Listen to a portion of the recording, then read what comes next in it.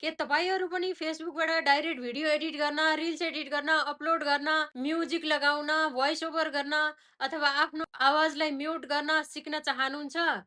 यदि चाहनुहुन्छ भने आजको भिडियो त्यसैको बारेमा हुनेछ। भिडियोलाई लास्टसम्म हेर्नुहोला र मेरो भिडियो मन परेमा लाइक, शेयर, कमेन्ट गर्नुहोला र हजुरहरुलाई ढिला नगरिकन म स्क्रिनमा लिएर जाँदैछु। ल आउनुस्। फेसबुक, त्यसपछि हामीले यहाँबाट ल्याउँ रिल। म चाहिँ यो रिल ल्याउँछु। अब यसमा मैले आवाज थोरै गराएर राखेको छु, त्यही भएर तपाईँहरूलाई आवाज सुन्नेको छैन। धेरै डिस्टर्ब हुन्छ भनेर यसलाई कम गरेकी छु। यहाँ आवाज चाहिँ भोइस चाहिँ यसमा छ र यहाँ एडिटमा जाने तपाईँ।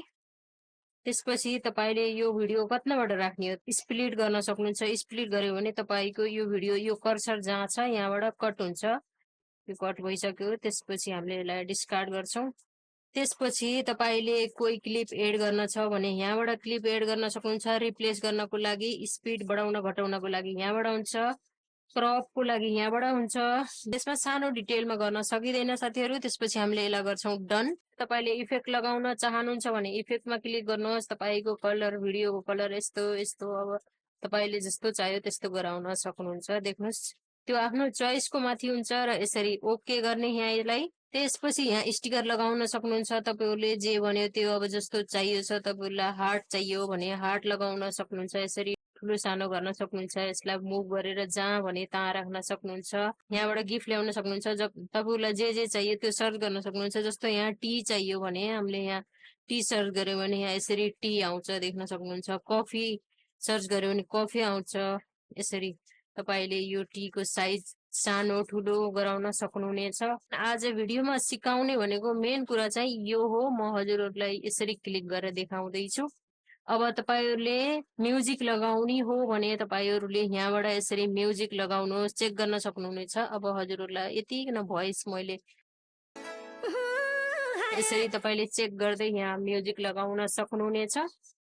यहाँबाट एकदम राम्ररी हेर्नु होला हजुरहरुले। अब तपाईले क्यामेरामा बोलिरहेको आवाजलाई राख्ने हो भने तपाईले यसलाई राख्नु होला।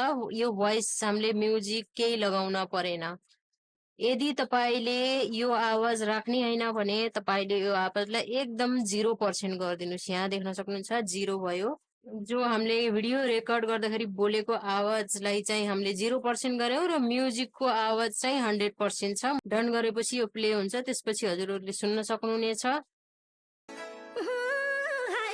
यदि तपाईहरुले म्युजिकको भोइस कति पर्सेन्ट राख्ने हो, 100% राख्ने हो, 80% राख्ने हो, अब धेरै कम बनायो भने त सुनिदैन। अब त्यो तपाईहरुको इच्छा। तपाईले 80% देखि माथि जो राख्नु होला त्यो भन्दा तल राख्नुभयो भने तपाईहरुको म्युजिक सुनिदैन।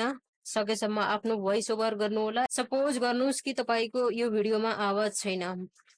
अब तपाईले भोइस ओभर गर्न पर्ने हुन्छ भने तपाईले यहाँबाट भिडियोमा गएर यसरी यसलाई दबाउनु भयो भने भोइस ओभर गर्न सक्नुहुनेछ। जस्तो अब म हजुरहरुले देख्न सक्नुहुन्छ।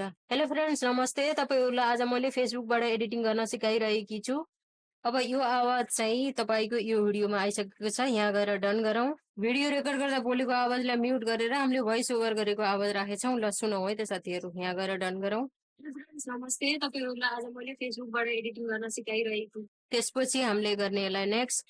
अनि तपाईहरुले यहाँ डिस्क्रिप्सनमा टाइटल, हैशट्याग लगाउन सक्नुहुन्छ र यहाँ गएर तपाईले थम्बनेल बनाएर यहाँ थम्बनेल अपलोड गर्न सक्नुहुन्छ र यहाँबाट शेयर गर्नु होला।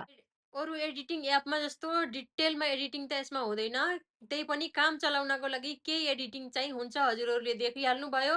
अरु डिटेलमा एडिटिङ सिक्नको लागि हजुरहरुलाई मैले अरु एप बताइरहेकी छु। अरु एपबाट मैले एडिटिङ सिकाउने गर्छु। हजुरहरुले त्यहाँ गएर हेर्न सक्नुहुन्छ। मेरा पुरानो भिडियोलाई हेर्न सक्नुहुन्छ र अगाडि अरु पनि भिडियोहरु मैले लिएर आउने छु। मेरो भिडियोलाई हेर्नु होला, मलाई फलो गर्नु होला, लाइक, कमेन्ट, शेयर गर्नु होला। हस्त, धन्यवाद।